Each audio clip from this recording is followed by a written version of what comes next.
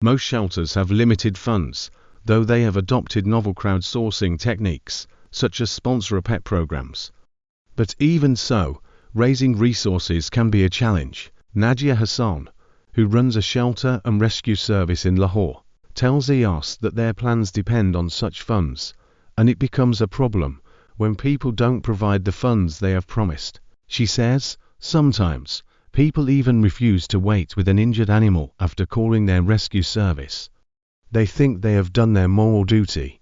With limited staff, and often reliant on volunteers, such shelters and rescue services are also sometimes accused of delayed responses to the donors, who have the right to follow up with these organizations.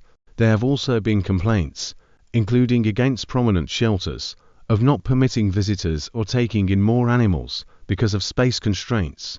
Sarah Jahangir, who runs the shelter, where the maimed camel is under treatment, says people tend to get excitable around the animals when they need to stay calm, which could be one reason for shelters keeping visitors to a minimum. Her shelter in Karachi, she tells EOS, allows visits on only 2 days in a week. Similarly, she says it's impossible for rescue services to take in all the animals, as they need space and money, which are already stretched. The shelter that Sarah runs is spread over 2 acres and employs 21 people, with monthly operational costs around 2 million rupees.